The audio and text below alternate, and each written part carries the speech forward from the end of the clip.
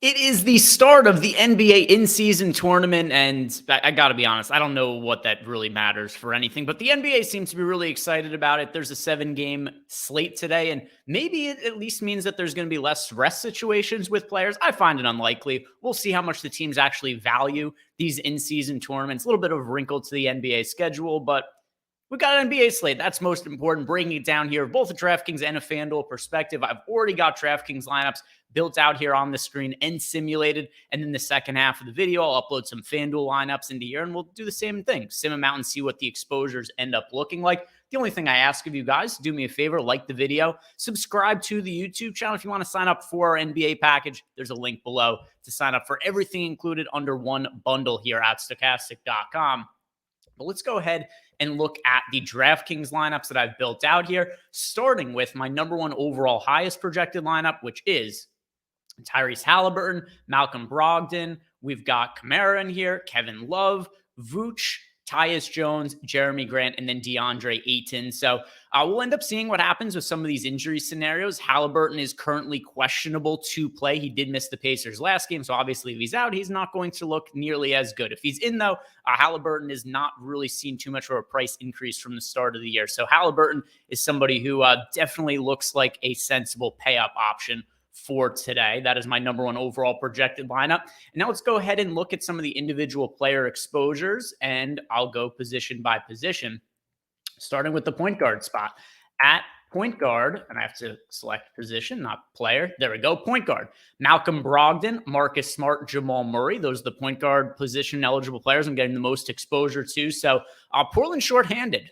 They no longer are going to have us. Well, I shouldn't say no longer have. For tonight, they're not going to have Scoot Henderson. Scoot, who's really gotten off to a difficult start to his rookie season, is out. He sprained an ankle the other day. And in addition to that, Anthony Simons is also out. So the Blazers are really shorthanded in the front court and in the backcourt for that matter. This is a team just overall, they don't have a lot of depth on their team.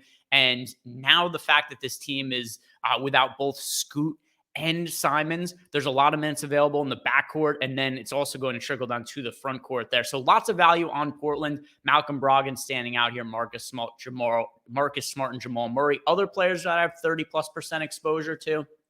Coming underweight at the point guard spot, pretty heavily underweight to Kobe White. He's projected to be chalk and only getting to him in 9% of my lineups here.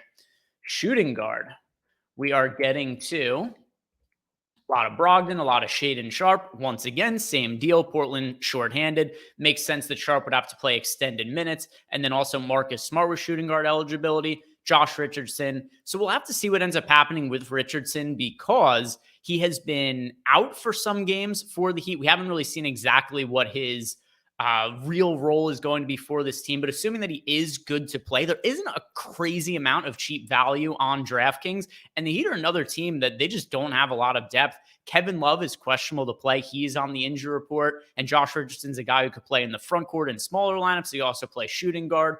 So we'll see what ends up happening with Josh Richardson, what his role ends up being for this team. But the Heat, they lost Gabe Vincent in free agency. They lost Max Strus in free agency. They thought they were going to be getting Damian Lillard. They didn't. So they're off to a really slow start this year and are just really hurting for depth. So I think Richardson is going to play a bigger role this year for them than they had initially anticipated when they signed him. Coming in underweight to Zach LaVine, Luke Kennard, and Desmond Bane here at the shooting guard spot. Small forwards that I'm getting the most exposure to. Got Kamara on Portland, and this is another one. It's just Portland. We have to see what the Blazers starting lineup ultimately ends up being, but we've got a guy here who's super cheap in Kamara, and there's just not a lot of fresh bodies for the Blazers to have out on the court. So he makes sense from that standpoint. And then also Shaedon Sharpe and Josh Richardson. They have small forward eligibility, coming in underweight to Zach LaVine and Jimmy Butler at the small forward spot. Power forwards.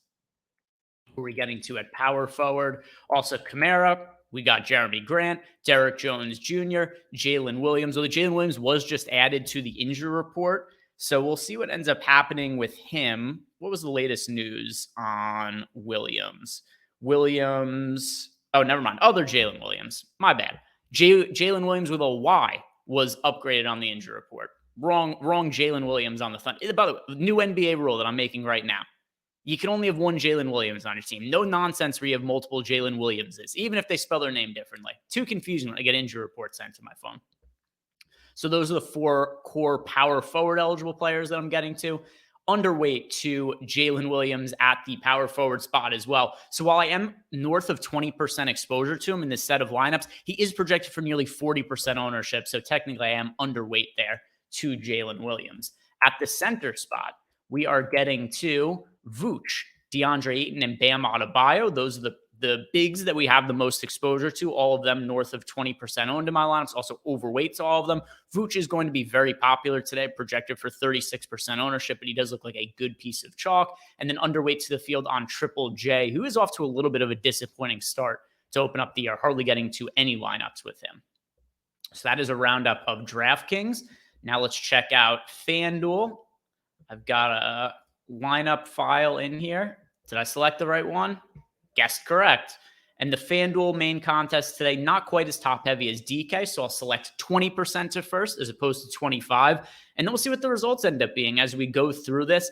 I'm really interested to see what the Kamara exposure ends up being on FanDuel because, minimum salary difference on FanDuel relative to DraftKings. Is that going to impact how much exposure we're getting to him on FanDuel?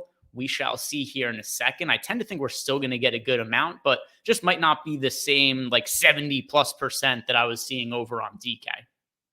Other things that we should be looking out for tonight. Let me give an updated run through of the injury report at the time that I'm recording.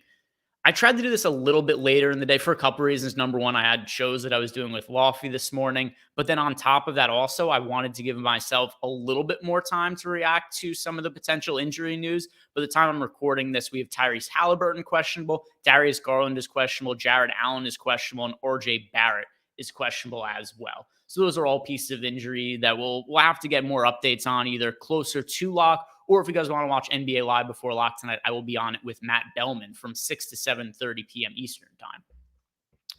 Select the top 150 lineups. Number one projected lineup on FanDuel, Jamal Murray, Jordan Poole, Shaedon Sharpe, Malcolm Brogdon, Desmond Bane, Max Strus, Jeremy Grant, Obi Toppin, and Bam Adebayo. That's our number one FanDuel lineup. Now let's go and look at the player exposures, position by position. There we got Kamara, 54%. So he's still going to show up in a lot of FanDuel lineups. Well, let's start with the point guard spot. And at point guard FanDuel, we're getting to Malcolm Brogdon, Jamal Murray, Marcus Smart, Josh Giddey, and Jordan Poole, all over 20% owned in my lineups. The big piece of chalk here, Jamal Murray, 35%, as well as 50% ownership going to Malcolm Brogdon. But both of them, I still got overweight to the field. Whereas I'm coming in underweight to the field on Isaiah Joe, Kobe White, just like on FanDuel, and also underweight to Jalen Brunson on FanDuel. Shooting guard core plays for FanDuel, we have Shaedon Sharpe, Malcolm Brogdon, Max Strus, Desmond Bane, Josh Giddey, Jordan Poole, Lou Dort. So a lot of the players here we talked about at point guard, and a lot of them is small forward eligibility as well. So when I move over to small forward here in a second, a bunch of those guys are going to show up. And then underweight to the field here on Jalen Williams, Lou Dort, and Zach LaVine with shooting guard eligibility. So same deal with Jalen Williams on both DraftKings and FanDuel. He's in a decent portion of my lineups, but he's projected for nearly 40% ownership on both sides. So I'm about half the field on him. And then similar scenario with Lou Dort, who's projected for 30% ownership, ended up in 20% of my lineups. Good chunk, but just not as much as the field. Small forward, Shaedon Sharpe, Max Strus, Desmond Bane, Bruce Brown. And Bruce Brown's ownership here, only 13%. We'll see what happens with Halliburton. I do expect he's going to be fairly popular if Halliburton can play. And then Lou Dort also in here again. Players we're underweight to, Jalen Williams, Jimmy Butler, Lou Dort, Andrew Wiggins, and Michael Porter Jr., the players that I'm most underweight to the field to on FanDuel with small forward eligibility.